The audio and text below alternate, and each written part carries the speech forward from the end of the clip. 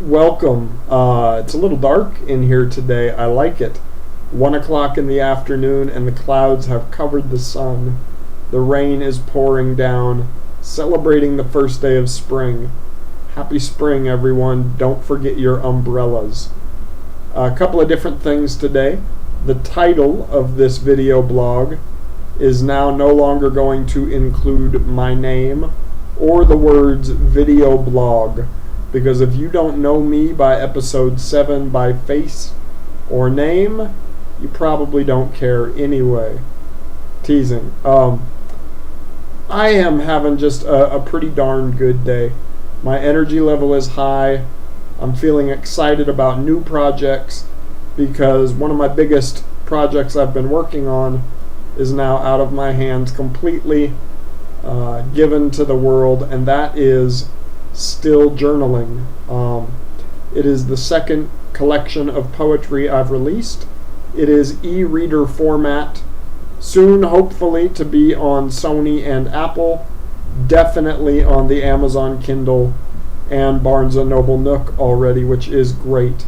Very happy to have found some distribution for a work that didn't cost me anything to publish, and hopefully will lead readers back to the Virgin journals, and regardless of sales, maybe help a few people get excited about my writing and help me find a new direction, things to do, ways to make my writing work a little better for me. Next thing that I want to talk about today is the fact that I have the hardest time in the world hanging on to an idea until I can get back here to either video it in one of these 5-minute segments or write it down into a poem. That's part of my writing process, is hanging on to things until I'm in front of the microphone, because not being able to actually write means that in a car when somebody's driving I can't jot a line in a journal, or when I'm out and about on a walk or a roll, as it were. Shut up with your bad jokes. That I can't just jot these lines down. One thing I have done a lot more in the last year is have strangers write stuff for me.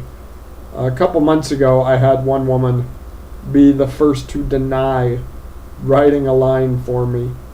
And what happened is I was sitting in Starbucks, and the journal was out at the table where I was sitting. I was reading out of the novel or poetry book, whatever it happened to be that day, and a line popped into my head. I got so excited. I really wanted to jot it down, and I was repeating it over and over and over inside my head, and I was focused on it completely. And this woman was sitting at the table next to me, and I said, "Hey, I need some help. If you could write poetry for me, please write poetry for me." And it scared her, and she looked at me and she said, "No, thank you. No, thank you." And what I'm pretty sure happened is that she thought I wanted her to come up with something to write, and then I was going to use it. Or she was just lost in the idea that some wacko would need her to write. Maybe I was going to steal her penmanship and use it or something. But it was funny. I blame myself because I did not articulate the fact that, like I normally do, approach somebody and say, "Excuse me, I'm a writer, and I'm not able to actually use my pen, but I've got a line that I would love to jot down if you could please help me." 99.9% of the time, that's what I say, and that's what works. This time I was way overexcited and exuberant and scared this woman off. So I'm going to enjoy the rest of this thunderstorm that's going on outside right now by opening a window and watching some lightning strikes. I'm going to enjoy the NCAA tournament this evening, and then probably a little poetry thrown in, about 3 hours of that, downtown Spokane tonight. You guys enjoy the rest of your days as well.